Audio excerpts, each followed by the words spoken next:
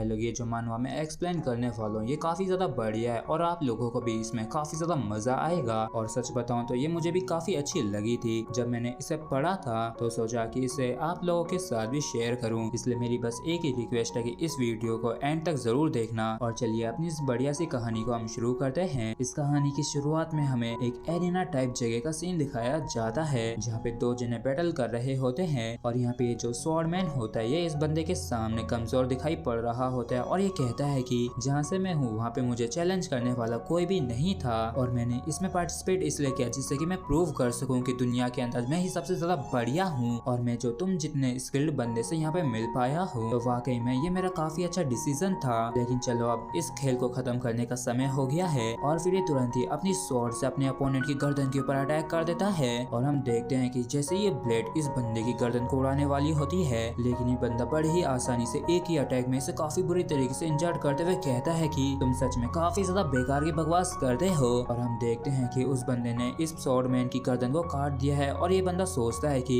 आखिर इस बंदे की रिएक्शन स्पीड क्या थी, क्योंकि मेरे ब्लेड ने बस इसे टच कर ही लिया था। और ये बंदा कुछ आगे कह पाता उससे पहले ही इसकी जो बॉडी होती है यहाँ से डिसअपियर हो जाती है। और हम देखते हैं कि ऑडियंस वाकई में इसे काफी खतरनाक तरीके से चीयर अप कर रही होती है। और ये जो होस्ट होता है ये कहता है कि इसने तो पलक झपकने से भी पहले अटैक करके इसे खत्म कर दिया और एक बार और वापिस से 9 हिट्स का जो रिकॉर्ड है वो नहीं टूटा है। और हमारे प्लेनेट मैन वियर टूर्नामेंट का ये जो फाइनलिस्ट है ये एक जीनियस मिडिल स्कूल गेमर है और सभी लोग इसका नाम तो काफी अच्छी तरीके से जानते हैं ना कि ये ब्लैक स्कल है। और फिर हमें बताया जाता है कि 2050 में जैसे ही वर्चुअल रियलिटी सिस्टम इंटरवर्स का जन्म हुआ है तब से दुनिया में काफी बड़े बड़े बदलाव आए हैं और इंटरवर्स के अंदर दुनिया के कई प्रकार के कंटेंट से कॉन्सेप्ट है। और न सिर्फ इसमें पास्ट फ्यूचर फैंटेसी सेटिंग्स की दुनिया दी गई है बल्कि इसमें financial arts education business worlds भी दी गए हैं, जिस वजह से असली दुनिया की कई सारी चीजें इंटरवर्स के अंदर की जाने लगी। और इंटरवर्स के अंदर अनगिनत दुनियाएं हैं जिनमें से एक heroes of time MMORPG gaming world है जिसे हॉट भी कहा जाता है। और हॉट एक गेम है जहाँ पे हीरोज प्लेयर्स के रूप में एक ट्रबल्ड वर्ल्ड के अंदर एंटर करते हैं जहाँ पे लोग पर्सनली फैंटेसी वर्ल्ड को एक्सपीरियंस कर पाते हैं। और इसमें कई प्रकार के कंटेंट्स होते हैं जैसे कि बॉस रेड्स,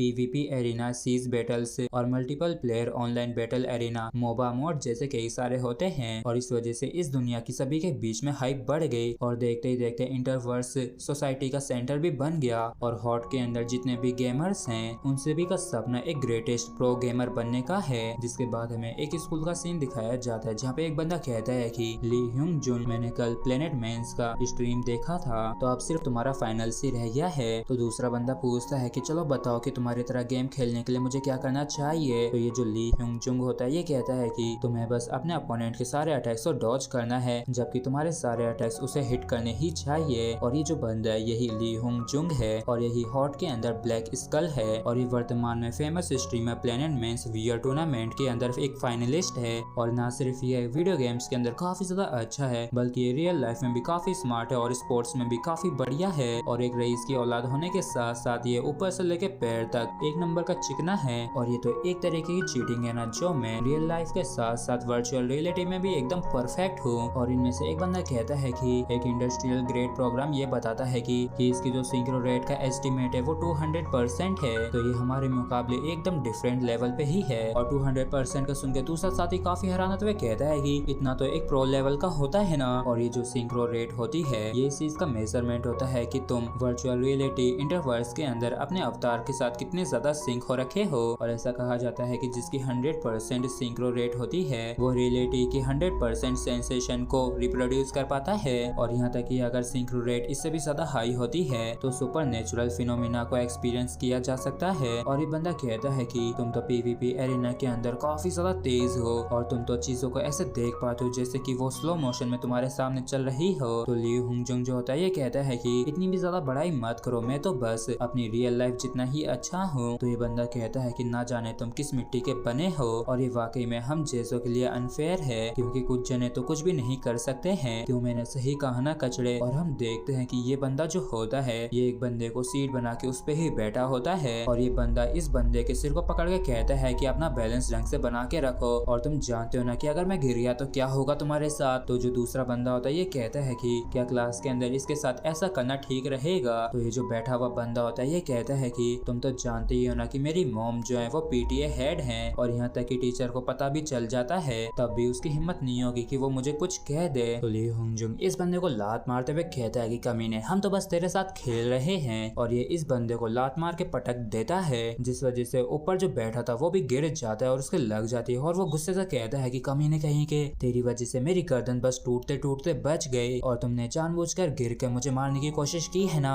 और अब तो तुम गए काम से। जबकि ली होंगजुंग इस पे हंसते हुए कहते हैं कि तुम जैसे एक बेकार से लूजर की जिंदगी काफी बेकार होती है। जबकि ये जो चश्मे वाला बंदा होता है इसे काफी गुस्सा आ रहा होता है क्योंकि ये जो पूरी दुनिया है ये बस सर्वाइवल ऑफ द फिटेस्ट के नियम पे ही चलती है और ये स्ट्रॉन्ग लोगों के लिए खास हक होता है कि वो कमजोरों को नीचा दिखाते हैं और कमजोर इसलिए कमजोर होते हैं क्योंकि वो इन्हें रोकने के लिए कुछ भी नहीं कर सकते हैं और इस चीज से कोई भी फर्क नहीं पड़ता है कि दुनिया कितनी ज्यादा एडवांस हो जाती है या फिर करने के लिए चीजें कितनी ही ज्यादा क्यों ना आ जाएं, लेकिन किसी को नीचे दिखाने से ज्यादा मजेदार कुछ भी नहीं होता है और किसी को काफी बुरी तरीके से हराने का मजा अलग ही आता है। और ली होंगजुन का जो फाइनल्स में अपोनेंट है वो एक डैमेज डीलर है जो कि अपने अपोनेंट के हिसाब से अपनी क्लास को बदलता रहता है और पक्का वो मुझ जैसे एक एसेसिन के खिलाफ ब्रूइजर जॉब को ही सेलेक्ट करेगा जिससे कि वो मेरा सामना करने के लिए एक ही समय पे एक साथ टैंक और डेलेज डीमर का इस्तेमाल कर पाएगा। लेकिन जो लोग बार बार अपनी जॉब्स को बदलते हैं वो अपने कैरेक्टर को अच्छी तरीके से इस्तेमाल नहीं कर पाते हैं, लेकिन जो लोग बस अपनी एक ही जॉब को इस्तेमाल करते हैं वो अपनी जॉब में वो बंदे काफी ज्यादा माहिर हो जाते हैं। जिसके बाद ली होंगजुन जो होता है ब्लैक स्कल के नाम पे इंटरवर्स के अंदर एंटर करता है जहाँ पे ये पूरी तरीके से अगले लूजर का सामना करने के लिए तैयार होता है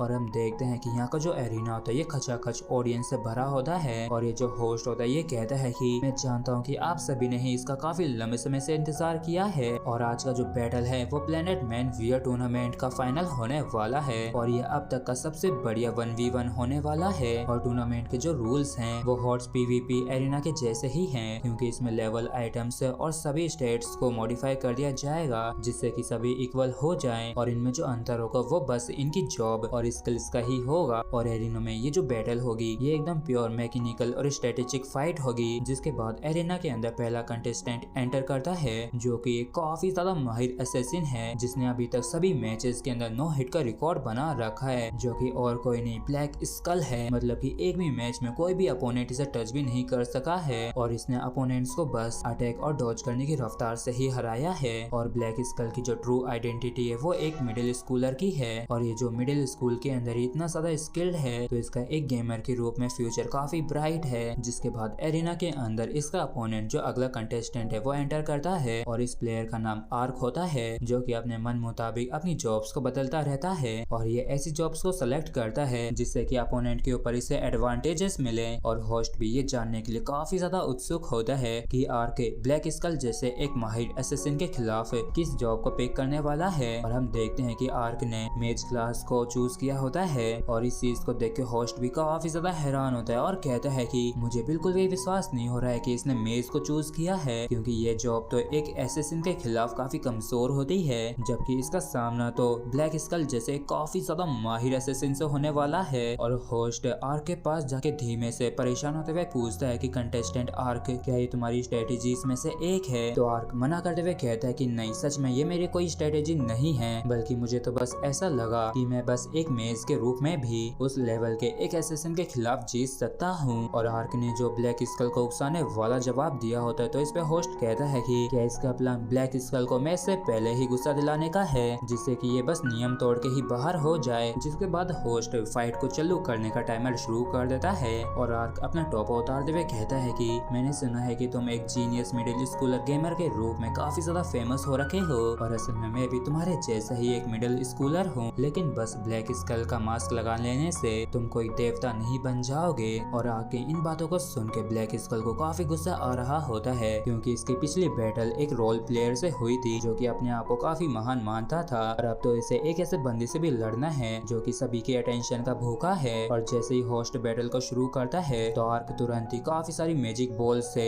ब्लैक स्कल के ऊपर अटैक कर देता है और आर्क ने अपनी बैटल की शुरुआत इस पे अटैक करते हुए इससे दूर भागते हुए की होती है जबकि ब्लैक स्कल इसके सारे अटैक्स को डॉज करते हुए इसका पीछा कर रहा होता है। और मेज और एसेसिन की जो फाइट की शुरुआत हुई होती है ये वाकई में एक अलग ही स्टैंडर्ड के साथ शुरू हुई होती है जबकि सब ब्लैक स्कल को काफी गुस्सा आ रहा होता है और मन में कहता है कि क्या इस निकम्मे को ये लगता है कि इतनी दूर से स्पेल से अटैक करने से ही ये मुझसे जीत जाएगा। आखिर इसकी हिम्मत कैसे हुई मुझे हल्के में लेने की। लगता है कि इसे इसकी औकात दिखानी पड़ेगी। और अभी ब्लैक स्कल जो होता है ये वाकई में काफी गुस्से में दिख रहा होता है और ये काफी तेजी से आर्क की स्किल्स को डॉज करते हुए आगे की तरफ बढ़ रहा होता है, जबकि इस तरफ आर्क भी थोड़ा सा परेशान होता है और ये कहता है कि ये तो असल में पीछे हटने वालों में से नहीं है और सोचा नहीं था कि ये इतनी कम दूरी में भी मेरे अटैक्स को डॉज कर पाएगा। और तभी हम देखते हैं कि स्कल जो होता है ये स्कल से कहता है कि क्यों ना मैं तुम्हारे मेरे बीच की जो दूरी है उसे कम कर दूं। और इस चीज को सुनते स्कल खुश हो जाता है और ये मन में कहता है कि ये तो वाकई में काफी बड़ा बेवकूफ है जो ये एक असैसिन को अपने करीब आने दे रहा है। तो सच में ये बस अटेंशन का भूखा है। और स्कल तुरंत ही बैक अम्बुश स्किल का इस्तेमाल करता है जिससे कि ये एक रेंज के अंदर अपोनेंट के पीछे तुरंत ही आ सकता है। और इसी का इस्तेमाल करके पलक झपकते स्कल आर्क के पीछे आ जाता है और ये खुश होते हुए सोचता है कि अब मैं इस निकम्मे को एक अच्छा वाला सबक सिखाने वाला हूँ जो इसे अपनी औकात मालूम नहीं है। लेकिन तभी आर्क जो होता है इसकी तरफ देखते हुए मुंह धाप के हंसने लगता है और कहता है कि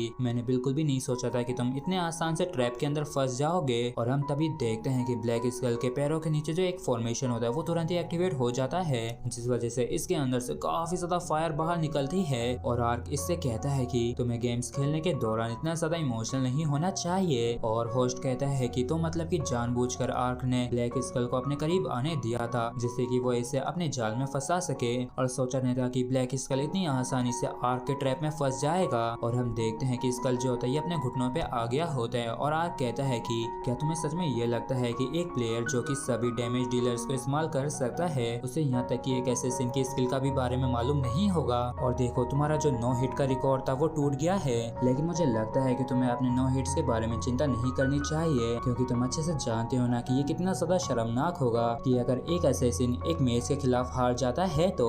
जबकि इस तरफ ब्लैक स्कल को वाकई में काफी ज्यादा गुस्सा आ रहा होता है और ये चिल्लाते हुए कहता है कि तो कैसे लगे हुए हिट पे इतना ज्यादा खुश मत हो और क्या तुम्हें सच में ऐसा लगता है कि तुम पहले ही जीत गए हो। और ब्लैक स्कल तुरंत यहाँ से गायब हो जाता है और ये एक असैसिन का अल्टीमेट मूव है जिसे शैडो स्ट्राइक कहा जाता है। और इस स्किल को अल्टीमेट स्किल शैडो स्ट्राइक इसलिए कहा जाता है क्योंकि इसके अंदर यूजर गायब हो जाता है और जब वो अटैक करता है तो भले ही उसकी स्किल कैंसिल हो जाती हो लेकिन इसका जो टारगेट होता है वो अपनी जगह पे जम सही जाता है। और इसी शैडो स्ट्राइक का इस्तेमाल करते हुए स्कल सोचता है कि अब मैं इसे मारने वाला हूँ। और स्कल को एक असैसिन की स्किल का इस्तेमाल करते हुए देख के कहता है कि क्या तुम्हें नहीं लगता है कि ये एक तरीके से चीटिंग है क्योंकि इस वजह से तुम तो एकदम इनविंसिबल और साइलेंट हो गए हो और इसी वजह से मैंने इस स्किल को तुम्हारे लिए तैयार किया है। और हम देखते हैं कि आर्क जो होता है ये किसी तरीके की एनर्जी बॉल को क्रिएट करता है और ये जो एनर्जी ब्लास्ट है ये भी एक अल्टीमेट स्किल है और ये कंडेंस्ड माना बॉम्ब है। और भले ही इसका जो प्रोजेक्टाइल है वो काफी स्लो है लेकिन इसका डैमेज काफी ज्यादा पहुंचता है। और आर्क को इस मूव को इस्तेमाल करता देख होस्ट भी काफी चौंक जाता है और ये कहता है कि कंटेस्टेंट आर्क ने एक और अनएक्सपेक्टेड मूव चला है। और क्या सच में इसका प्लान एक स्लो प्रोजेक्टाइल अटैक का इस्तेमाल करने का है वो भी ब्लैक स्कल जैसे एक माहिर असैसिन के खिलाफ। और इन दोनों ही कंटेस्टेंट्स ने अपनी अपनी सबसे बेस्ट अल्टीमेट स्किल्स को चला है जो कि एक दूसरे को काफी ज्यादा डैमेज पहुंचा सकती है। लेकिन अभी के लिए जो मैटर करता है वो बस यही है कि किसका अटैक पहले हिट करेगा। और वैसे तो आर्क एक मेज है तो ये यहाँ पे काफी बड़े डिसएडवांटेज में है। तो क्या ये एक असैसिन के अटैक के लिए रिएक्ट कर सकेगा वो भी तब जब वो स्टील्थ का इस्तेमाल कर रहा हो। जबकि सर ब्लैक स्कल वाकई में काफी ज्यादा गुस्से में होता है और ये मन में कहता है कि आखिर इस जैसे एक कमीने की हिम्मत कैसे हुई मुझ जैसे एक एलाइट को ह्यूमिलेट करने की। मैं सच में अब इसे जान से मारने वाला हूँ और तो और अब मैं अपने सिंक्रो रेट को मैक्सिमाइज करने वाला हूँ जिससे टाइम को लेके मेरा जो परसेप्शन है वो स्लो हो जाएगा। और ब्लैक स्कल वाकई में काफी खतरनाक तरीके से अपने सिंक्रो रेट को बढ़ाए जा रहा होता है। और ये जो इंटरवर्स का सिंक्रो रेट है ये एक तरीके का मिस्टीरियस सिस्टम है जिसे इंटरवर्स के साथ ही बनाया गया था लेकिन ये अभी पूरी तरीके से अनकवर नहीं हुआ है। हालांकि ऐसा कहा जाता है कि जिन भी प्लेयर्स का सिंक्रो रेट काफी हाई होता है मतलब कि जिस मोमेंट पे उनका सिंक्रो रेट पीक पे पहुंच जाता है। और हम देखते हैं कि आर्क जो होता है ये अपने एनर्जी बॉम्ब को लेके खड़ा होता है जबकि ब्लैक स्कल ने वाकई में काफी खतरनाक तरीके से काफी तेजी में इसके ऊपर अटैक कर दिया होता है। और ब्लैक स्कल का जो सिंक्रो रेट होता है वो 210% पे पहुंच गया होता है जो कि वाकई में काफी हाई है। और इसने जो अपनी इतनी तेज रफ्तार में आर्क के ऊपर अपने ब्लेड से अटैक किया था तो आर्क ने बड़ी ही आसानी से डॉज कर लिया होता है और इस वजह से ब्लैक स्कल भी काफी हैरान होता है। और आर्क कहता है कि इंटरवर्स वाकई में काफी कूल है ना क्योंकि कई बार ऐसा महसूस होता है जैसे कि समय रुक सा गया हो और जब भी ऐसा होता है तो ऐसा महसूस होता है कि जैसे कि मैं कुछ भी कर सकता हूँ। और आर्क का जो सिंक्रो रेट होता है वो इतना ज्यादा हाई होता है कि क्वेश्चन मार्क्स आ रहे होते हैं। मतलब कि इसका जो सिंक्रो रेट है वो काफी ज्यादा हाई है और ये वाकई में काफी खतरनाक तरीके से कहता है कि वाकई में एक लूजर की जिंदगी काफी दयनीय बेकार होती है। और इस चीज को सुनते ही ब्लैक स्कल के काफी तगड़े वाले होश उड़ गए होते हैं और ये कुछ भी समझ पाता उससे पहले ही आर्क जो होता है ये अपने माना बॉम्ब से काफी खतरनाक वाला इसके ऊपर अटैक कर देता है। और आर्क का ये जो अटैक होता है इतना ज्यादा खतरनाक होता है कि ब्लैक स्कल का जो अवतार होता है वो तुरंत ही डिस्ट्रॉय होकर गायब हो जाता है, जिस वजह से ली हुंग जिन जो होता है ये रियल वर्ल्ड में गेम से बाहर आ गया होता है और इसे वाकई में अपनी हार पे काफी ज्यादा गुस्सा आ रहा होता है और इसे बिल्कुल भी समझ में नहीं आता है कि आखिर वो कौन कमीना था जिसने इसे हराया है। और हमें एक और बार वापिस से बताया जाता है कि ये दुनिया पूरी तरीके से सर्वाइवल ऑफ द फिटेस्ट के प्रिंसिपल पे ही चलती है और स्ट्रॉन्ग लोगों के लिए ये एक स्पेशल राइट होता है कि वो कमजोरों को नीचे दिखाएं, उन्हें हल्के में लें। और कमजोरों को इसलिए कमजोर कहा जाता है क्योंकि वो हरदम इन चीजों को सहते रहते हैं और रोक नहीं पाते हैं। लेकिन ऐसा बस रियल वर्ल्ड में ही होता है। लेकिन ये जरूरी नहीं है कि जो रियल लाइफ के अंदर लूजर हो वो वर्चुअल रियलिटी के अंदर भी एक लूजर ही हो। और फिर हम पार्क नोआ नाम के उसी बंदे को देखते हैं जिसके अंदर स्कूल के अंदर टॉर्चर किया गया था और हमें पता चलता है कि ये जो पार्क है यही वर्चुअल रियलिटी के अंदर आर्क है। और ये खुश होते हुए कहता है कि मैं सच में काफी ज्यादा एक्साइटेड हूँ कल ह्यूंग जुन के चेहरे को देखने के लिए और यही मेरी जिंदगी की कहानी है कि मैं रियल लाइफ के अंदर एक काफी बड़ा लूजर हूँ। जिसके बाद हम एक प्रोफेसर को देखते हैं जो कि कुछ जनों की प्रोफाइल देख रहा होता है और तभी एक बंदा कॉफी लाते हुए कहता है कि प्रोफेसर आखिर आप किस चीज के बारे में इतना ज्यादा सीरियसली होके सोच रहे हैं? क्या आपने उन स्टूडेंट्स को लेके अब भी अपना मन नहीं बनाया है जो कि रिकमेंडेशन के साथ एकेडमी के अंदर एनरोल करने वाले हैं? और क्या तुम सच में इसी चीज पे विश्वास करते हो कि सभी लोगों को इक्वल अपॉर्चुनिटीज मिलनी ही चाहिए? और मैं सच में तुम्हें एडमायर करता हूँ जो तुम लगातार अनलकी बंदे को ढूंढ रहे हो जो कि एक जीनियस स्टूडेंट होने के बावजूद भी एक बुरे इन्वायरमेंट में रह रहा है। तो तुम जिंदगी में उन्हें एक मौका देना चाहते हो और अगर ऐसी ही बात है तो मैं भी तुम्हें एक स्टूडेंट रिकमेंड करना चाहूंगा। और कल मैं लाइव स्ट्रीम को देख रहा था जहाँ पे मुझे एक इंटरेस्टिंग बंदा मिला और वहाँ पे पता चला कि वो एक मिडिल स्कूल स्टूडेंट हैं। तो वो तो रिकमेंडेशन से एनरोल करने के लिए एकदम परफेक्ट होंगे ना। और तो वहाँ पे काफी इंटरेस्टिंग सीन भी हुआ था। तो मैंने ज्यादा बिना कुछ सोचे उनकी सिंक्रो रेट को मेजर किया और उससे मुझे एक अनबिलीवेबल रिजल्ट मिला। और इस सिंक्रो रेट को देख के ये जो प्रोफेसर होता है ये भी काफी हैरान होते हुए कहता है कि आखिर ये रेटिंग कैसे आ सकती है? क्या ये एक इलीगल प्रोग्रामर है जो कि इंटरवर्स के अंदर एंटर किया है? तो ताकिम कहता है कि मुझे लगता है कि ये रियल हो सकता है। तो प्रोफेसर पूछता है कि ताकिम क्या आफ्टरनून का मेरा शेड्यूल फ्री है? तो ताकिम पूछता है कि क्या तुम्हारा तुरंत ही उनसे मिलने का प्लान है? तो प्रोफेसर कहता है कि हमें जल्द से जल्द इस चीज को चेक करने की जरूरत है ना,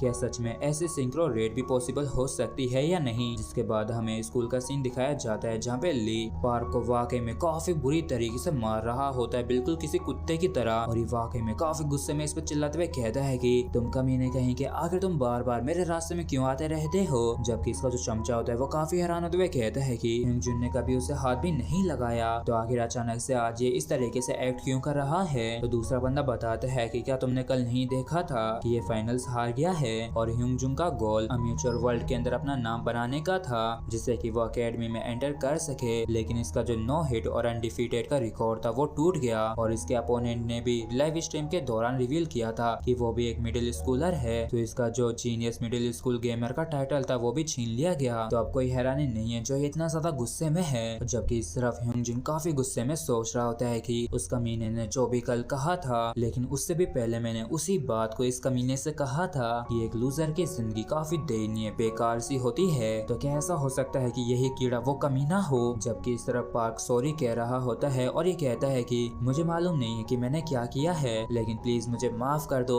तो इस चीज को सुन के ह्यूंगजुन जो होता है ये सोचता है कि ये पक्का एक कोइंसिडेंस ही होगा क्योंकि ऐसा हो ही नहीं सकता है कि मैं इस जैसे किसी लूजर से हार जाऊं। और फिर तुरंत यहाँ से चला जाता है। जबकि इस तरफ हम देखते हैं कि पार्क जो होता है वो इतना पिटने के बाद भी हंस रहा होता है और ये कहता है कि ये पक्का पागल हो गया होगा कल की हार की वजह से। और जो अभी ली होंगजुन के साथ हुआ है वो बिल्कुल सही हुआ है। और जब से मैंने स्कूल के अंदर एंटर किया है तब से मुझे ली होंगजुन और इसके चमचों के द्वारा बुली किया जा रहा है। और ऐसा दिखता है कि यहाँ तक कि जितने भी इन्वेंशन हुए हैं वर्चुअल रियलिटी, काफी सारे गेम्स और एंटरटेनमेंट के, लेकिन तब भी बुलिंग रुकी नहीं है क्योंकि बुली करने वाले अपने तरीके नहीं बदलते हैं। मैंने जो ली होंगजुन को टारगेट किया है इसकी भी कोई खास वजह नहीं है और मैं हमेशा से ही यही सोचता रहा हूँ कि क्या मैं गेम के अंदर उसके खिलाफ जीत सकता हूँ या नहीं। और इसी तरीके से ये सब कुछ शुरू हुआ और लगातार लूजर की जिंदगी जीने से मेरा दिमाग खराब हो गया है। लेकिन इसका मतलब ये नहीं कि मेरी जो रियल लाइफ है वो गेम की वजह से बदल जाएगी। और मैं ये भी अच्छे से जानता हूँ कि मैं रियलिटी में बाकियों का मुकाबला नहीं कर सकता हूँ और मेरे जो एक्शन होते हैं उनसे ज्यादा मैं बस अपने स्ट्रेस को ही निकाल पाता हूँ। और इसी वजह से ये जो लंबी सी थका देने वाली मेरी स्कूल की जिंदगी है ये लगातार बिना किसी बदलाव के चले जा रही है। और तभी क्लास के अंदर पार्क का नंबर आ जाता है तो पार्क भी तुरंत ही क्लास में खड़ा हो जाता है। तो सभी लोग देखते हैं कि वाकई में इसकी जो हालत है काफी खराब हो रखी है। और इस टीचर ने भी देख लिया होता है कि ये काफी बुरी तरीके से पिट रखा है, लेकिन ये तुरंत ही अपनी नजरें फेरते हुए कहती है कि तो क्या तुम मुझे बता सकते हो कि AR और VR में क्या अंतर है। जैसा कि मैंने सोचा था कि मुझसे अपनी नजरें हटा लेगी और एक टीचर के रूप में मेरे इस अपीयरेंस को लेके तुम बस इतना ही कहोगी। और तुम तो एक टीचर हो तो आखिर तुम मेरी मदद क्यों नहीं कर रही हो और आखिर क्यों तुम मेरी हालत के बारे में मुझसे नहीं पूछ रही हो। क्या ऐसा इसलिए क्योंकि ली होंगजुन एक काफी अमीर घर से आता है और ये बिल्कुल वैसा ही है जैसा कि मैंने एक्सपेक्ट किया था। और वाकई में ये रियलिटी तो काफी डरावनी है। और तभी टीचर कहती है कि पार्क क्या तुम मेरी बात को सुन रहे हो। और तभी एक मॉन्स्टर अटैक करता है तो पार्क उसे उड़ा देता है। और ऐसे ही काफी सारे मॉन्स्टर्स इसके ऊपर अटैक करने के लिए आ गए होते हैं जिन्हें आर्क काफी खतरनाक तरीके से और आसानी से मार देता है। जहाँ पे इन सभी को मारने के बाद इसे ताजगी महसूस हो रही होती है और ये कहता है कि रियलिटी के बारे में चिंता करने की कोई भी जरूरत नहीं है क्योंकि यही एक असली जगह है जहाँ से मैं बिलोंग करता हूँ। क्योंकि मॉन्स्टर्स को लगातार मार के उनके XP को हासिल करना जिससे कि लगातार स्ट्रॉन्ग होया जा सके। और कम से कम यहाँ पे तो मैं अपनी पूरी आजादी के साथ एक्ट कर सकता हूँ और जो चाहूँ वो कर सकता हूँ और वो भी बिना ज्यादा कुछ सोचे। और जैसा कि मैंने सोचा था कि मेली वेपन्स मेरे हाथों में काफी अच्छे लगते हैं। और ये जो होट है इसमें मेनली 3 डिफरेंट क्लासेस होती है जिसमें प्लेयर को टैंक, DPS या फिर सपोर्ट में से एक को चूज करना ही होता है। जिसके बाद वो उस क्लासेस में खेल सकते हैं अपनी जॉब्स को बदलते हुए और जो जॉब लेवल है उन्हें इंक्रीज भी किया जा सकता है जबकि क्लासेस को बाद में बदला नहीं जा सकता है। इसलिए सभी को ही अपनी क्लास काफी केयरफुली सेलेक्ट करनी होती है। और मेरी जो क्लास है वो DPS है। और वाकई में गेम के अंदर दुश्मन के डैमेज से डील करने में काफी मजा आता है। और हम देखते हैं कि इसने तकरीबन 60,000 गोल्ड कॉइंस को इकट्ठा कर लिया होता है जिन्हें देख के ये कहता है कि अगर मैं इन्हें करेंसी में बदल सका तो मुझे इस महीने के खर्चे की चिंता नहीं करनी पड़ेगी। और एक और वजह जिसकी वजह से इंटरवर्ल्ड्स को सेकंड वर्ल्ड कहा जाता है क्योंकि जितनी भी इंटरवर्ल्ड्स की दुनिया है उन सभी में ही गोल्ड की करेंसी इस्तेमाल होती है। लेकिन उससे भी ज्यादा इम्पोर्टेंट ये है कि ये जो गोल्ड है इन्हें कैश में बदला जा सकता है, लेकिन ऐसा बस एडल्ट होने के बाद ही किया जा सकता है। तो अगर मैं लगातार गेम के अंदर गोल्ड को इकट्ठा करता रहता हूँ तो मैं बड़ा होने के बाद इन्हें इस्तेमाल कर सकता हूँ। लेकिन तभी एक बंदा इसके पीछे आ जाता है जिस पर जैसे ही आर्क का ध्यान जाता है तो ये बाल बाल बचता है क्योंकि उस बंदे ने पीछे से इसके ऊपर अटैक कर दिया था। जिसे देख के ये कहता है कि आखिर तुम्हारी दिक्कत क्या है। और तभी इस गैंग का लीडर आते हुए कहता है कि मैंने बिल्कुल भी एक्सपेक्ट नहीं किया था कि ये इसे डॉज कर लेगा और तुम्हें तो इसे एक बारे में ही खत्म कर देना चाहिए था ना। और क्या तुम अपनी जॉब को प्रॉपरली नहीं कर सकते हो। तो आर्क पूछता है कि आखिर तुम लोग कौन हो और अचानक से मेरे ऊपर अटैक क्यों करने लगे हो। तो ये जो लीडर होता है ये कहता है कि इसमें पूछने वाली क्या बात है, ये तो जाहिर सी बात है कि हमें तुम्हारे गोल्ड चाहिए तो क्यों ना तुम आगे क्या बच्चे की तरह उन्हें हमें दे दो। और ये अपने बंदे से कहता है कि तुम पिछली बारी चूक गए तो इस बारी ध्यान रखना कि तुम उसे अच्छे से हिट करो और अगर इस बारी तुमने गलती की तो मैं तुम्हारी जान ले लूंगा। तो इन्हें देख के पार्क जो होता है ये हैरान होते हुए सोचता है कि क्या ये ज़ॉम्बीज हैं। और ज़ॉम्बीज उन गेमर्स को कहा जाता है जिन्हें प्राइवेट कंपनीज हायर करती हैं और मैंने सुना है कि इन्हें डेली कंपनीज को गोल्ड्स और आइटम्स देने होते हैं जिससे कि इन्हें पेमेंट मिल सके। और मैंने ये भी सुना है कि जो ज्यादातर ज़ॉम्बीज होते हैं ये कर्ज में डूबे हुए लोग होते हैं या फिर क्रिमिनल्स होते हैं, जबकि जिनकी लाल आंखें होती हैं वो मर्डरर्स होते हैं जो कि प्लेयर को मारते हैं। और ये जो मर्डरर होता है ये कहता है कि बिना किसी परेशानी खड़ी के मर जाओ। तो आर्क कहता है कि तुमने एक गलत अपोनेंट को चूज कर लिया है, क्या तुम्हें सच में ऐसा लगता है कि मैं तुम जैसे लो लाइफ के खिलाफ हार जाऊंगा। तो लीडर कहता है कि ऐसा दिखता है कि तुम अपनी स्किल्स में काफी कॉन्फिडेंट हो, लेकिन क्या तुम श्योर हो कि तुम हमारे खिलाफ जीत सकोगे, क्योंकि इसे छोड़ के सभी ही नॉर्मल प्लेयर्स हैं। तो अगर तुमने नॉर्मल प्लेयर को मारा तो तुम भी एक मर्डरर बन जाओगे, जिससे तुम्हारे ऊपर भी काफी खतरनाक वाली पेनल्टीज लगेंगी। और एक बार जो तुम मर गए तो तुम जानते हो ना कि क्या होगा, तो क्यों ना बस तुम बिना लड़े ही मर जाओ। और इस बात को सुन के आर्क भी काफी ज्यादा हैरान होता है और ये मन में कहता है कि अब जाके समझ में आया कि इनके ग्रुप में सिर्फ एक ही मर्डरर क्यों है, क्योंकि अगर हमारी फाइट होती है तो हम दोनों को ही काफी खतरनाक कॉन्सिक्वेंसेस और कैजुअलिटीज का सामना करना पड़ेगा। और इन सारी चीजों के बारे में सोचते ही आर्क तुरंत ही यहाँ से भागने लगता है। तो ये लीडर चिल्लाते हुए कहता है कि आखिर तुम कहाँ जा रहे हो, यहाँ तक कि अगर तुम उस रास्ते से भागने की भी कोशिश करते हो। और तभी हम देखते हैं कि एक बंदे ने आर्क के ऊपर अटैक कर दिया होता है, जिसे आर्क ने अपने डैगर से ब्लॉक कर लिया होता है और ये तुरंत ही उसे पीछे फेंक देता है। लेकिन तभी ये जो लीडर होता है ये आर्क के कंधे में अपनी स्वॉर्ड को आर पार कर देता है और कहता है कि फालतू में विरोध करना बंद कर दो, क्योंकि हम ओवर टाइम काम नहीं करना चाहते हैं। और ये लोग वाकई में आर्क को काफी बुरी तरीके से इंजर्ड कर देते हैं और ये हैरान होते हुए सोचता है कि आखिर हमेशा ही ऐसी चीजें मेरे साथ ही क्यों होती हैं। जबकि सब लीडर अपने चमचों को जल्दी से मारने का ऑर्डर देता है और इन सभी को देख के आर्क सोचता है कि आखिर सभी लोग ही हमेशा मेरे पीछे ही क्यों पड़े रहते हैं। और इन लोगों को एहसास भी नहीं होता है कि ये दूसरों को कितना ज्यादा परेशान कर रहे हैं। यहाँ तक कि अगर एक बार उनसे नजर भी मिल जाए या फिर कोई छोटी सी छोटी वजह ही क्यों ना हो, तब भी वो बुली का कारण बन जाता है।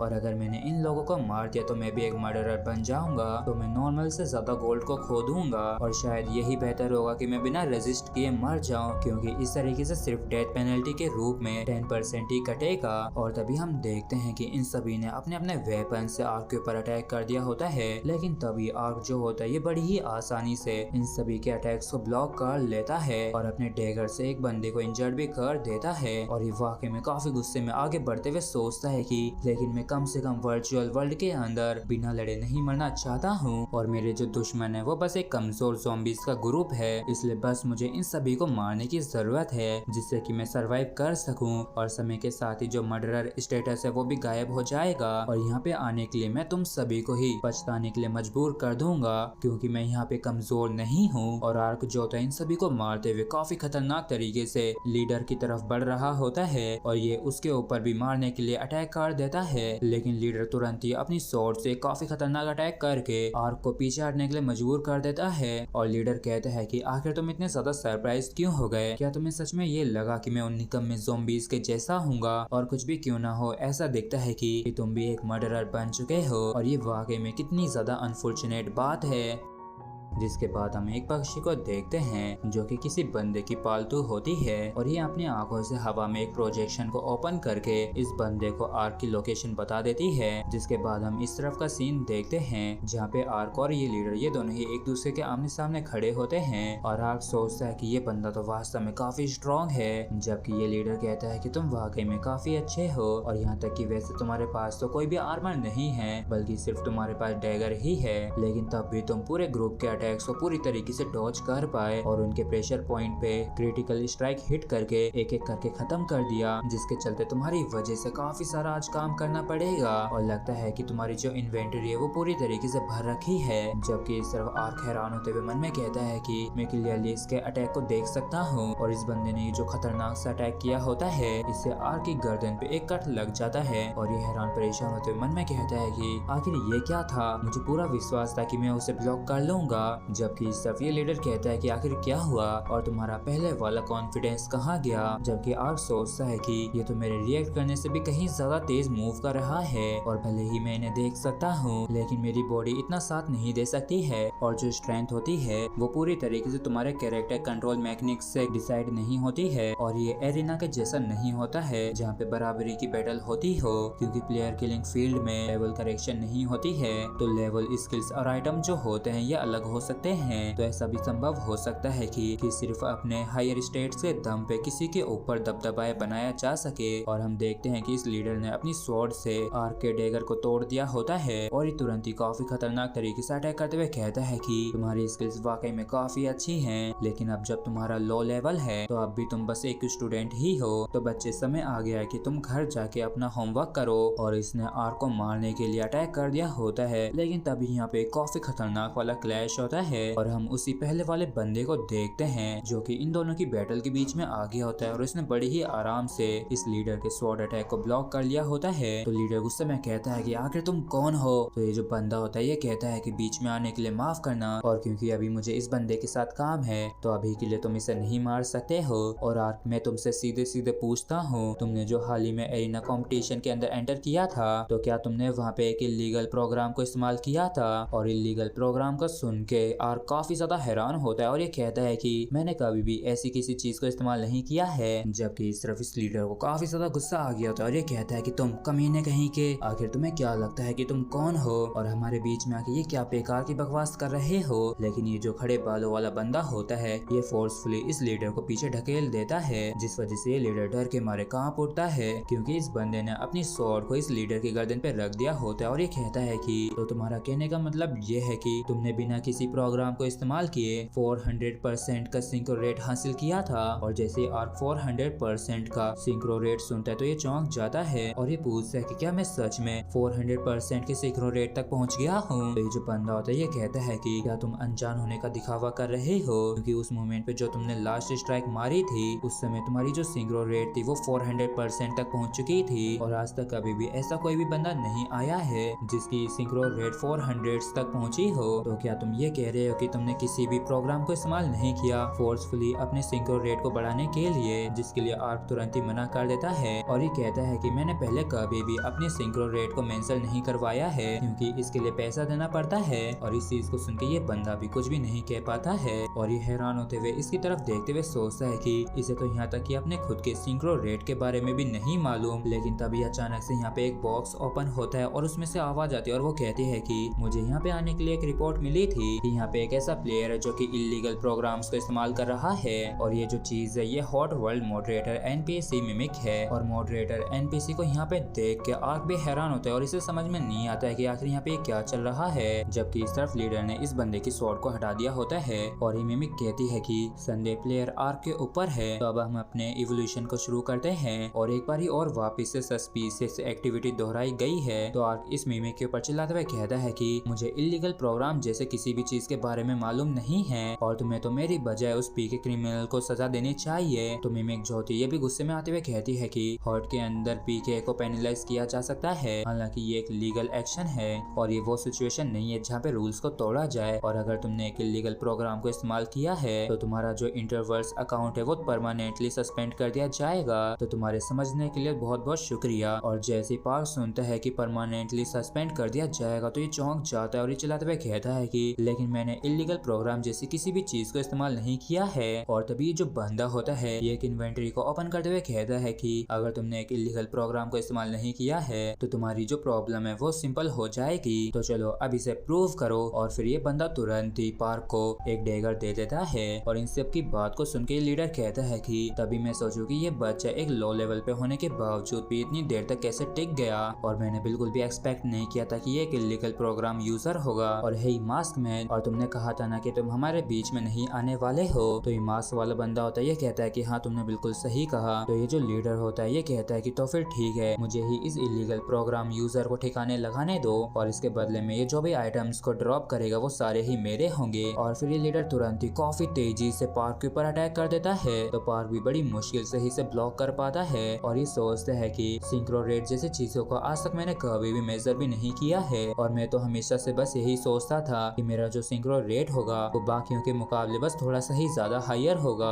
और मैंने स्कूल के अंदर सुना था कि ली हुंगजुंग का जो सिंक्रो रेट है वो 200% था, तो मेरा जो है उससे डबल है। और आज तक कभी भी ऐसे किसी प्लेयर को नहीं देखा गया है जिसका अभी तक 400% सिंक्रो रेट आया हो। तो मतलब कि मैं पहला हूँ जिसने 400% का रिकॉर्ड बनाया है। और तो और इसका ये भी मतलब है कि मैं दुनिया का पहला हूँ। और पार्क से लड़ते हुए अचानक से इस लीडर के होश उड़ जाते हैं और ये कहता है कि आखिर तुम किस लिए स्माइल कर रहे हो। जबकि इस तरफ पार्क मुस्कुराते हुए सोचता है कि मैं स्पेशल हूँ और सिंक्रो रेट की वजह से सुपर ह्यूमन जैसे सेंसेस हो जाते हैं और फोकस करने में मैं काफी स्लो हूँ। लेकिन यहाँ तक कि अगर मैं अपोनेंट के अटैक को देखने के बाद भी रिएक्ट करता हूँ तो मैं अपने सेंसेस को और भी ज्यादा बढ़ा सकता हूँ। तो ये जो अपने जॉइंट से मूवमेंट करने वाला है उसे मैं प्रेडिक्ट कर सकता हूँ। और इस तरीके से आर्क अपने दिमाग की काफी पावर को इस्तेमाल कर रहा होता है और इससे पहले ही पता चल जाता है कि ये जो लीडर है ये अपना अगला अटैक इसके लेफ्ट शोल्डर पे करने वाला है। जबकि इस तरफ मिमिक आर्क के बड़े हुए सिंक्रो रेट को देख के काफी हैरान होती है, जबकि इस तरफ आर्क ने पहले वाले अटैक को डॉज कर लिया होता है, जिसके बाद ये अगले अटैक को भी प्रिडिक्ट कर लेता है कि लीडर इसके राइट साइड में अटैक करने वाला है, तो ये उसे भी बड़ी ही आसानी से डॉज कर लेता है, जिसके तुरंत बाद आर्क अटैक करके इसके फेस पे कट लगा देता है। जबकि इस तरफ ये लीडर भी काफी हैरान होते हुए सोचता है कि आखिर अचानक से इस बंदे को क्या हो गया है, और करीब करीब ऐसा लग रहा है जैसे कि ये पहले से ही जानता हो और तैयार हो जाता हो मेरे अटैक्स के लिए। तो क्या इसका मतलब ये है कि ये फ्यूचर को भी देख सकता है, और हम देखते हैं कि आर्क जो होता है ये अब इस लीडर के ऊपर भारी पड़ने लगता है। जबकि इस मिमिक जो थी ये काफी ज्यादा हैरान होते हुए कहती है कि अभी तक ये किसी भी इलीगल प्रोग्राम को इस्तेमाल करते हुए नहीं मिला है, और ये सच में सबसे हाईएस्ट सिंक्रो रेट है। और हमें पता चलता है कि आर्क का जो सिंक्रो रेट है वो 527% तक पहुंच गया है, और इसने इसके दम पे बड़ी ही आसानी से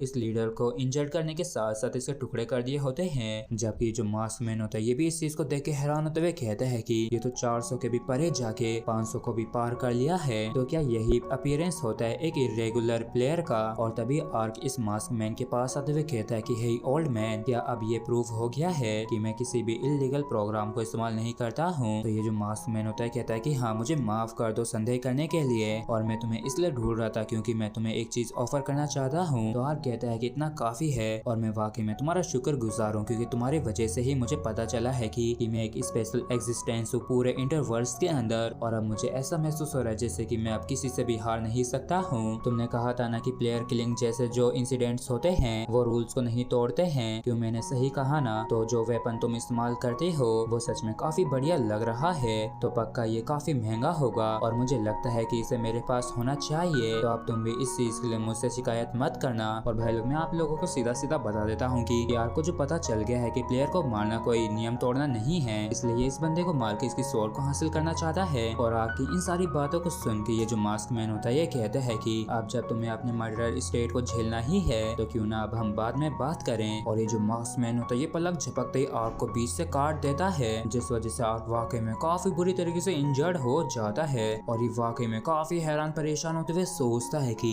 आखिर मैं क्यों इसे नहीं देख सका, और मेरी सिंक्रो रेट तो सबसे हाईएस्ट थी ना।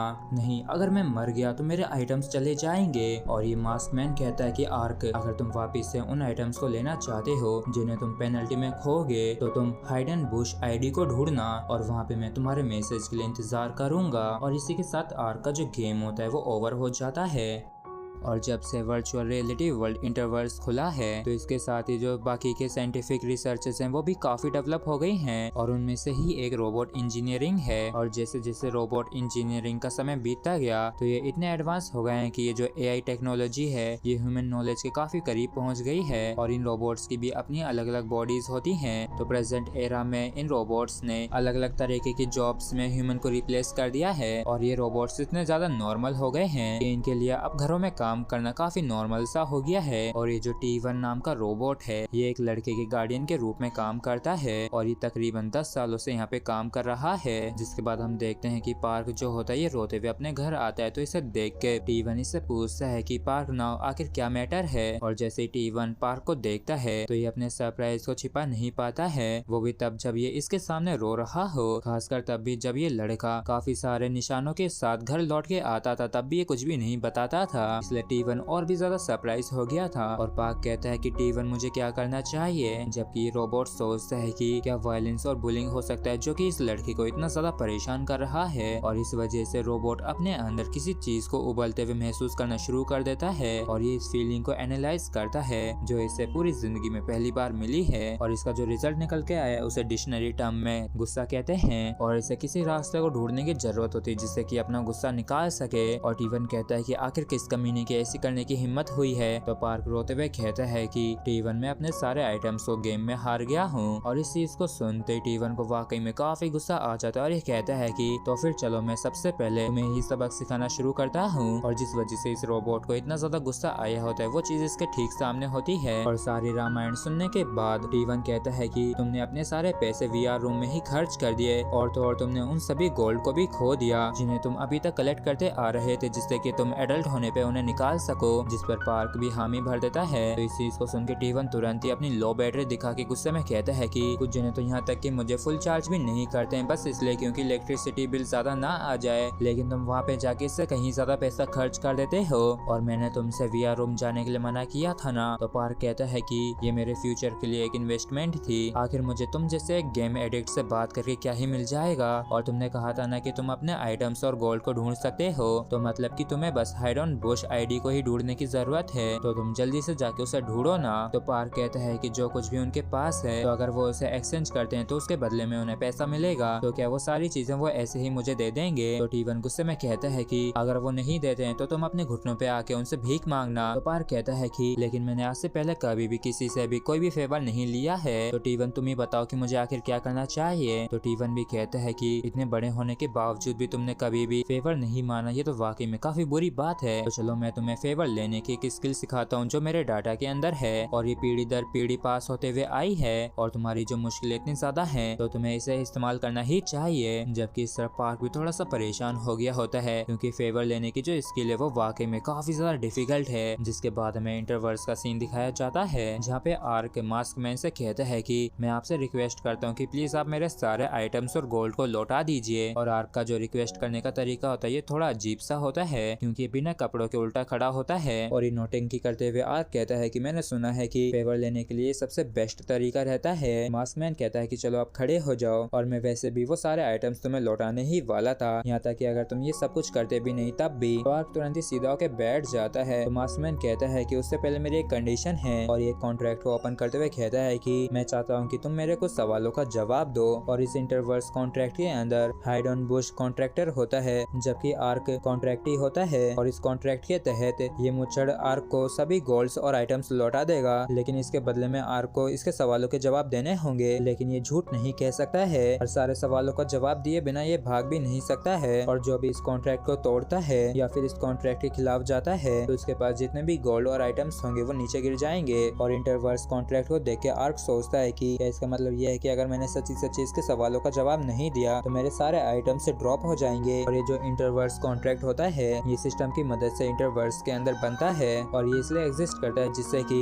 दोनों साइड्स के बीच में जो ट्रेड है वो अच्छी तरीके से हो जाए। और इस कॉन्ट्रैक्ट को देख के पार्क सोचता है कि कॉन्ट्रैक्ट के डिटेल्स को देखने के बाद ऐसा नहीं दिख रहा है कि किसी भी चीज में मेरा नुकसान हो रहा हो। और फिर ये कहता है कि मैं भी तुमसे काफी सारी चीजें पूछना चाहता हूँ, तो क्या मैं भी इन्हीं रूल्स के साथ तुमसे क्वेश्चन कर सकता हूँ। तो मास्कमैन कहता है कि मुझे लगता है कि तुम भी काफी ज्यादा क्यूरियस हो गए इन सब को लेके, और बेशक तुम जो चाहो वो पूछ सकते हो, इससे कोई भी फर्क नहीं पड़ता है। जिसके बाद ये सारे रूल्स मास्कमैन पे भी अप्लाई हो जाते हैं, और तभी आर्क के जो कपड़े होते हैं वो इसके बदन पे आ जाते हैं, और अपने आइटम्स को वापस से हासिल करके ये काफी खुश होता है। मास्कमैन कहता है कि चलो बारी बारी से सवाल पूछते हैं, और फिर ये अपना सबसे पहला सवाल पूछता है कि क्या तुम सच में एक मिडिल स्कूल स्टूडेंट हो। और इस चीज को सुन के आर्क सोचता है कि ये किसी भी हाल में पता नहीं लगा पाएगा, यहाँ तक कि अगर मैं इसे गलत आंसर भी देता हूँ तो। और ये तुरंत ही झूठ बोलते हुए मना कर देता है, लेकिन तभी एक एनर्जी का काफी तगड़ा वाला इसे झटका लगता है, जिसकी वजह से इसके बदन पे से सारे कपड़े हट जाते हैं, और इसके गोल्ड कॉइंस के साथ साथ सारे आइटम्स भी बाहर गिर जाते हैं। जबकि आर्क को समझ में नहीं आता है कि आखिर ऐसा क्यों हुआ। तो मास्कमैन बताता है कि इंटरवर्स एक वर्चुअल रियलिटी वर्ल्ड है जो कि ब्रेन वेव्स का इस्तेमाल करता है, और तो ये आसानी से झूठ को भी पकड़ सकता है। और फिर आर्क एक बारी और नंगा पुंगा होके कहता है कि हाँ मैं एक मिडिल स्कूल स्टूडेंट हूँ, तो क्या मैं अपने आइटम्स को वापस से ले सकता हूँ। तो मास्कमैन कहता है कि चलो अब तुम्हारी बारी आ गई ये सवाल पूछने की। तो आर्क उदास होते हुए अपने आइटम्स को उठाते हुए कहता है कि आखिर तुम ये सब कुछ मेरे साथ क्यों कर रहे हो। तो मास्कमैन कहता है कि क्योंकि मैं तुम्हारे बारे में और भी काफी सारी चीजें जानना चाहता हूँ, और मैं तुम्हें एक गेम टीम के अंदर भी लेना चाहता हूँ, इसलिए तुम इसे बस एक सिंपल इंटरव्यू मान सकते हो।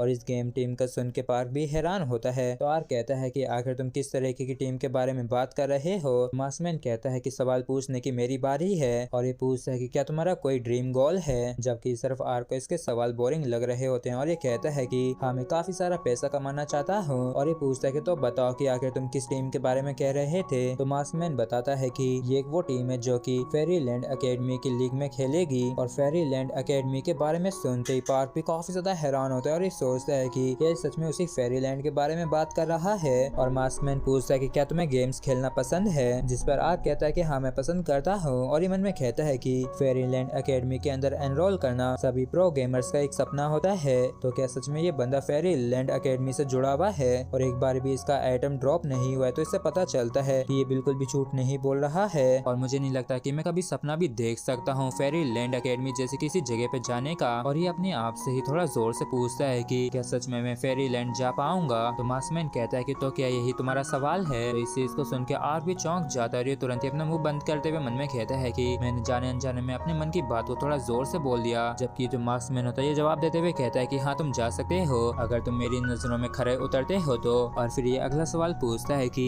मान लो किसी बैटल के अंदर तुम्हारा अपोनेंट तुमसे भी कहीं ज्यादा बेहतर हुआ तो क्या तब भी तुम्हारे अंदर कॉम्बैट करने की स्पिरिट होगी अपने अपोनेंट के खिलाफ जाने की, यहाँ तक कि अगर तुम्हारी हार पूरी तरीके से गारंटीड है। और इस सवाल को सुनते ही आर्क तुरंत ही पूरे कॉन्फिडेंस जोश के साथ हामी भरने ही वाला होता है, लेकिन तभी अचानक से इसे ली हुंग जुंग का ख्याल आता है और तुरंत ये हिचकिचाने लगता है। और इस चीज की वजह से ये खुद भी काफी हैरान होता है और सोचता है कि आखिर अचानक से मैं अभी हुंग जुंग के बारे में क्यों सोचने लगा और मैं पहले से इस सवाल का जवाब जानता हूँ। और आंसर ये है कि हाँ मैं जा सकता हूँ। हालांकि ऐसा क्यों महसूस हो रहा है जैसे कि अगर मैं हाँ कर देता हूँ तो ये काफी बड़ा झूठ हो जाएगा। और फिर ये ना चाहते हुए भी उदास होते हुए ना करते हुए कहता है कि मैं ऐसी बैटल नहीं लड़ना चाहता हूँ जिसमें मैं हार जाऊं, क्योंकि इस तरीके से बस मेरे सारे एफर्ट्स बेकार होंगे। इसलिए मैं उस सिचुएशन का सामना ही नहीं करना चाहता हूँ जिसमें मैं हार जाऊं, फिर चाहे मैं जीतने के लिए कुछ भी क्यों ना कर लूं। और इस चीज पे मास्कमैन भी कुछ भी नहीं कह पाता है, लेकिन तभी आर्क गुस्से से चिल्लाते हुए कहता है कि हालांकि अगर वो मैच खत्म नहीं हुआ है तो अगर मैच जब तक चल रहा है तब तक मैं किसी भी हाल में हार नहीं मानूंगा। और इस चीज को सुनते ही मास्कमैन कहता है कि फेरीलैंड एकेडमी के स्टूडेंट्स का जो ये एकेडमी वाइड कंपटीशन है ये हर साल होता है और कई सारे स्टूडेंट्स की टीम्स होती हैं जिनके साथ कोच के रूप में प्रोफेसर्स होते हैं और इन सभी का ही वो गेमिंग टीम बनने का लक्ष्य होता है जो कि एकेडमी को रिप्रेजेंट करेगी। तो उसके लिए अनगिनत स्टूडेंट्स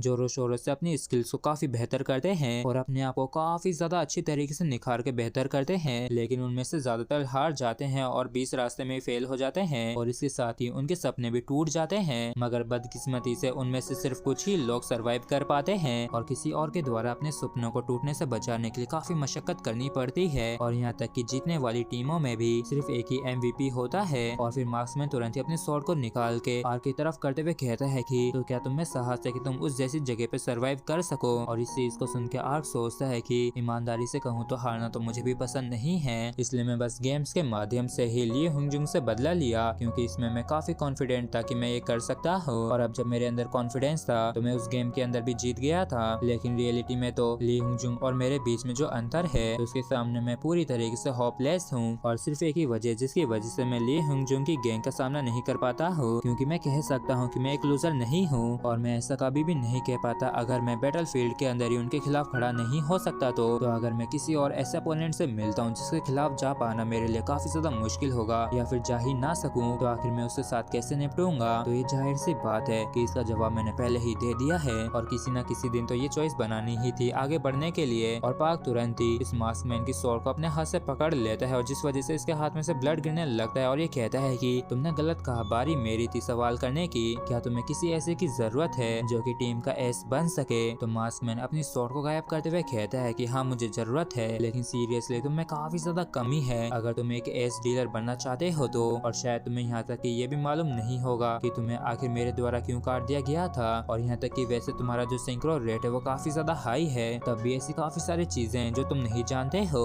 और मैं तो बस ज्यादा से ज्यादा तुम्हें रिकमेंड ही कर सकता हूँ, जबकि तुम्हें टेस्ट तो पास करना ही होगा अपनी स्ट्रेंथ के दम पे क्योंकि वो एंट्री प्रोसेस का एक पार्ट है। और अब बस मेरे पास एक आखिरी सवाल रह गया है कि एंट्रेंस का जो तुम्हारा गोल है उसका एग्जाम अगले 3 महीनों में होने वाला है, तो क्या तुम एक हार्श ट्रेनिंग लेने के लिए तैयार हो। तो इस चीज को सुन के आर्क सोचता है कि तो क्या सच में मैं फेरीलैंड एकेडमी जा पाऊंगा, जिसके बाद ये कहता है कि हाँ बिल्कुल। और इसने सोचा होता है कि प्रोफेसर के साथ इसका जो पहला ट्रेनिंग सेशन होगा वो अगले दिन शुरू होगा, लेकिन ऐसा कुछ भी नहीं होता है, जिस वजह से काफी हैरान होता है क्योंकि यहाँ पे प्रोफेसर की जगह एक लड़की आ गई होती है। और इस लड़की को देख के आर्क पूछता है कि आखिर तुम कौन हो। तो आर्क को देख के ये लड़की कहती है कि तो तुम यहाँ पे आ गए, क्या तुम वही एक और रिकमेंडेड न्यू स्टूडेंट हो जिसके बारे में प्रोफेसर बात कर रहे थे। और इसकी बातों को सुन के आर्क चौंक जाता है और ये हैरानी के साथ पूछता है कि क्या मेरे अलावा और भी नए रिकमेंडेड स्टूडेंट्स हैं। जबकि इस तरफ ये जो लड़की होती है ये अपनी बॉडी को स्ट्रेच कर रही होती है और कहती है कि ऐसा दिखता है कि तुमने अभी तक कुछ भी नहीं सुना है, लेकिन वैसे भी ये कोई इंपॉर्टेंट चीज नहीं है। और तभी अचानक से ये आर्क के ऊपर काफी ज्यादा खतरनाक तरीके से किक कर देती है और वाकई में इस लड़की की जो किक होती है वो काफी ज्यादा खतरनाक होती है, जिससे आर्क बाल बाल बचा होता है। और इसे डॉज करते ही आर्क हैरान परेशान होते हुए कहता है कि आखिर अचानक से तुम ये सब कुछ क्यों करने लगी। लेकिन तभी अचानक से ये जो लड़की होती है ये तुरंत ही आके आर्क के थोबड़े को पकड़ लेती है और एक काफी तगड़ा वाला पंच इसके पेट में धर देती है और इस एक ही पंच में इसकी आत्मा बाहर निकल के आ जाती है। जबकि सब ये लड़की कहती है कि ऐसा दिखाई पड़ता है कि तुम्हारा जो सिंक्रो रेट है वो सच में काफी हाई है, तो फिर चलो अच्छे से लड़ते हैं।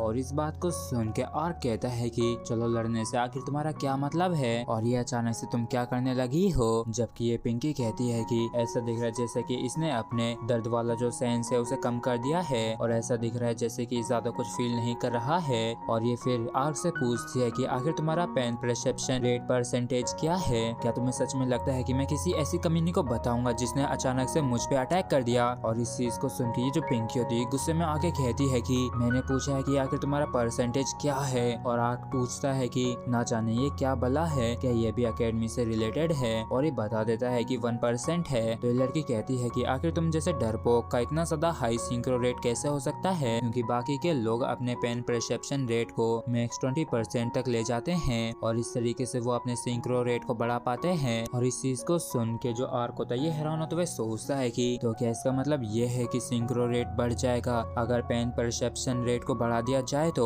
और फिर ये लड़की वापस लड़ने के लिए तैयार होते हुए कहती है कि पेन परसेप्शन रेट का जो मैक्स लेवल है वो 20% है और तुम बिल्कुल वैसा महसूस कर पाओगे जैसे कि मैंने 20 बार हिट किया हो। जबकि इस तरफ आर्क जो होता है ये कहता है कि आखिर अनोइंग से तुम्हारा क्या मतलब है, और इसने इसके पंच को डॉज कर लिया होता है और इस वजह से खुश होते हुए कहता है कि क्या तुम्हें सच में लगता है कि मैं पहले की तरह वापस से इस पंच को खा लूंगा। लेकिन तभी अचानक से इसके काफी तगड़े वाले होश उड़ जाते हैं क्योंकि इस पिंकी ने अपने शोल्डर से अटैक कर दिया होता है। जिसके बाद हम ताकिम को देखते हैं 16 साल के पार्क नोआ की प्रोफाइल को देख रहा होता है और ये कहता है कि ये तो अभी मिडिल स्कूल में ही स्टडी कर रहा है और सोचा न था कि इसके घर में इसके पास कोई भी VR इक्विपमेंट नहीं होगा। तो तुमने अगले 3 महीनों का जो VR रूम का खर्चा था वो इसे तुमने दे दिया। क्यों, मैंने सही कहा ना प्रोफेसर। और चलिए बताइए कि उसके साथ कैसी मीटिंग थी। और ये जो प्रोफेसर है यही वो मास्क मैन जो कि पार्क से मिलने गया था और ये कहते हैं कि उसका जो सिंक्रो रेट है वो डेफिनेटली ऑर्डिनरी नहीं है, लेकिन उसे अब भी काफी सारी चीजों के ऊपर काम करने की जरूरत है। तो ताकिम कहता है कि ये सच में काफी मुश्किल हो जाएगा अगर उसके पास सिर्फ सिंक्रो रेट ही होती है तो, और अब जब इन्हें ये करने की ही जरूरत है तो इन दिनों इनकी काफी कड़ी ट्रेनिंग होगी। तो प्रोफेसर कहता है कि इसी वजह से मैंने कैरी से कहा है जिससे कि ये उसकी मदद कर सके इस चीज को रियलाइज करने में। और इस चीज को सुनते ताकिम भी परेशान होते हुए कहता है कि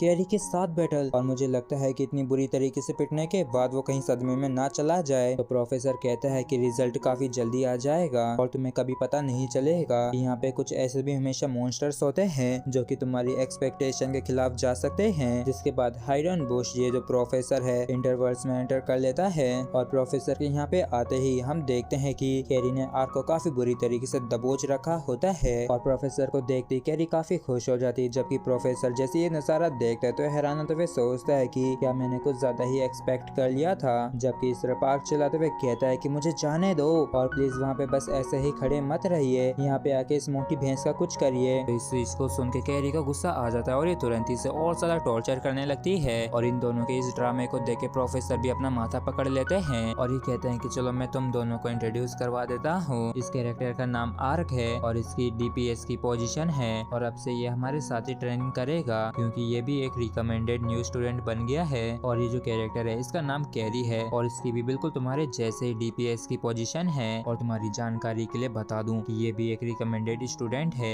जिसे 6 महीने पहले सिलेक्ट किया गया था। तो तुम दोनों एक ही टीम में होने वाले हो अगर तुम दोनों ही सिलेक्ट होते हो तो। और प्रोफेसर आगे कुछ कह पाता उससे पहले ही आर्क चिल्लाते हुए कहता है कि क्या तुम भी एक रिकमेंडेड स्टूडेंट हो। तो कैरी चिल्लाते हुए कहती है कि ऐसा एक्ट मत करो जैसे कि तुमसे कोई झूठ बोला गया हो, और कोई क्या ही कर सकता है जब तुमने ही सिचुएशन को गलत समझ लिया हो। और इन दोनों को इस तरीके से झगड़ता देख के प्रोफेसर कहता है कि मैं अभी ही बता सकता हूँ कि इनके आने वाला फ्यूचर कैसा हो सकता है। तो कैरी यहाँ से जाते हुए कहती है कि आपने जो मुझे काम दिया था उसे मैंने निपटा दिया है, तो अब मैं ट्रेनिंग के लिए जा रही हूँ। तो प्रोफेसर कहता है कि कैरी बस मुझे एक और चीज बताते जाओ, क्या तुम कुछ कहना चाहोगी जब तुम आर्क के खिलाफ गई थी। तो कैरी कहती है कि एक नंबर का कमीना है, लेकिन ये तभी कहती है कि ये बुरा महसूस हुआ। और इस बात को सुन के प्रोफेसर भी थोड़ा हैरान होता है जबकि काफी ज्यादा गुस्से में कहता है कि ये सच्ची में एक नंबर की कमीनी है। तो क्या इस बिगड़ेल जैसे और भी ज्यादा स्टूडेंट्स को रिकमेंड किया गया है। तो प्रोफेसर कहता है कि जिन स्टूडेंट्स को मैंने रिकमेंड किया है वो कैरी और तुम हो, मतलब कि बस तुम दोनों ही हो, और क्या मैं तुम्हारी भी राय ले सकता हूँ जो तुम अकेडमी के एक और रिकमेंड स्टूडेंट के खिलाफ गए थे। तो इस बात को सुन के आर्क हैरान होता है और कहता है कि ऐसा दिखता है कि सिंक्रो रेट के अलावा और भी चीजें जिसमें प्रो बनने की जरूरत है, और वो जो लड़की कैरी थी वो बिन मतलब की मूवमेंट किए बिना मूव कर पा रही थी, जैसे कि उसने इसके लिए काफी ट्रेन किया हो, और वो वाकई में उससे कहीं ज्यादा ताकतवर थी जिससे मैं पिछली बार ही लड़ा था। और आखिर में इस चीज को कैसे डिस्क्राइब करूं, आप बस यही समझ लिए कि मुझे ऐसा महसूस हुआ जैसे कि मैं किसी दीवार से भिड़ गया, और सिंक्रो रेट को इस्तेमाल करने के बाद मुझे ऐसा महसूस हुआ जैसे कि मेरी बॉडी के अंदर जो स्ट्रेंथ है वो गायब हो गई। तो प्रोफेसर कहता है कि कम से कम तुम मेन पॉइंट तक पहुंच तो गए, और ऐसा इसलिए हुआ क्योंकि तुमने अपने सिंक्रो रेट को मैक्सिमम पे इस्तेमाल किया, और एक बार जैसे तुमने मैक्सिमम को हिट किया तो तुम मॉनेटरी बर्नआउट में पड़ गए, मतलब कि तुम्हारी एनर्जी चली गई। और बर्नआउट स्टेट के दौरान सिंक्रो रेट को इस्तेमाल करके सेंसेस को इंक्रीज करना नामुमकिन हो जाता है, और जिस वजह से तुम पहले मुझसे कट गए थे उसके पीछे का भी यही कारण है। और सिंक्रो रेट एकलौती चीज नहीं है जिसमें बेहतर होने की जरूरत है वर्चुअल रियलिटी गेम के अंदर, क्योंकि hand to hand combat game skills को बढ़ाती है, जबकि मेडिटेशन मेंटल केयर के लिए होती है। और जो कोई बिना किसी हिचकिचाहट के इन चीजों को सीखता है वो अभी प्रोज बन गए हैं। और तुम्हारा जो कैरी के साथ ये जो फाइट हुई थी इससे बस तुम्हें रियलाइज करवाना था कि तुम्हें इन चीजों की भी जरूरत है। तो आर कहता है कि तो आप कह रहे हैं कि उसको रिकमेंड स्टूडेंट बने हुए 6 महीने हो गए हैं, तो मतलब कि वो पिछले 6 महीनों से लगातार ट्रेनिंग कर रही है, जिस पर प्रोफेसर भी हामी भर देता है। तो आर मुंह बनाते हुए कहता है कि तो फिर इसका मतलब यह है कि एग्जाम से पहले मुझे उसके बराबर पहुंचना है। तो प्रोफेसर तुरंत ही कहता है कि यह नामुमकिन है, और इस चीज को सुनते आर चौंक जाता है। तो प्रोफेसर कहता है कि क्योंकि मैं एक्सपेक्ट नहीं करता हूँ कि तुम एग्जाम से पहले कैरी के बराबर पहुंच जाओगे, क्योंकि अगर तुम्हारा वेपन सिंक्रो रेट है तो कैरी का बैटल सेंस है, और जिस हिसाब से कैरी अपनी बॉडी को मूव करती है तो ये कुछ ऐसी चीज है जिसे इसे जन्म के साथ ही मिली है, और उससे भी बढ़कर वो एक रिकमेंडेड स्टूडेंट के तौर पे अपना पूरा दिन गेम में ही बिता देती है। इसलिए तुम्हारे लिए भी यही बेहतर होगा कि तुम एनरोल करने के बाद ही उसके बराबरी करने की सोचो। और अब जब तुम भी उसके जैसे रिकमेंडेड स्टूडेंट हो तो मैं तुम्हें एक ऐसा एनवायरनमेंट प्रोवाइड करवाऊंगा जिससे कि सिर्फ तुम ट्रेनिंग के ऊपर ही फोकस करो और स्कूल की भी चिंता ना करनी पड़े। तो इस चीज को सुनकर आर खुश हो जाता है और मन में कहता है कि तो क्या इसका मतलब यह है कि मुझे स्कूल जाने की जरूरत नहीं पड़ेगी अगर मैं नहीं चाहता हूँ तो, और लियो हुंगजुंग की गेंद से मुझे और ज्यादा बुली भी नहीं होना पड़ेगा। और ये इसके लिए हमें भरने ही वाला था, लेकिन ये रुक जाता है और कहता है कि प्रोफेसर मुझे अब भी कुछ चीजें स्कूल में निपटानी है, तो क्या यही ठीक रहेगा कि मैं उसके बाद ही ट्रेनिंग को शुरू करूँ। तो प्रोफेसर कहता है कि ठीक है, इससे कोई भी फर्क नहीं पड़ेगा अब जब तुम अपने फ्रेंड्स को गुड बाय कहना चाहते हो। तो जिसके बाद में स्कूल का सीन दिखाया जाता है जहाँ पे पार्क क्लास में एब्सेंट होता है, और इस चीज को देख के ली भी थोड़ा सा हैरान होता है। जिसके बाद में छुट्टी का सीन दिखाया जाता है जहाँ पे ली हुंगजुंग अपने घर के लिए जा रहा होता है, और जब ये अकेला अपने घर की तरफ जा रहा होता है तो ये खुश होते हुए कहता है कि वाकई में काफी लंबे समय बाद वो कमीना गायब हो ही गया, और वो एक ऐसा निकम्मा है जिसका कोई पेरेंट्स नहीं और ना ही कोई टैलेंट है, और अगर वो मेरी नजरों के सामने ना आए तो वो पिटे भी ना। अब जब वो निठल्ला गायब हो गया तो मुझे सच में अब काफी बेहतर महसूस हो रहा है, और इसे तो काफी पहले ही गायब हो जाना चाहिए था। लेकिन तभी अचानक से काफी सीरियस हो जाता है क्योंकि पार्क इसके जस्ट सामने खड़ा होता है और ये कहता है कि लूजर कहेंगे क्या तू यहाँ पे मेरा इंतजार कर रहा है। तो आर कहता है कि ली हुंगजुंग क्या तुम ये जानने के लिए क्यूरियस नहीं हो कि आखिर वो आर कौन है जिसने तुम्हें पूरी तरीके से कुचल के रख दिया था। और अगर मैं सच सच ईमानदारी से बताऊं तो मैं ही आर्क हूँ। तो चल कुत्ते, अब एक असली जिंदगी में एक फाइट हो ही जाए।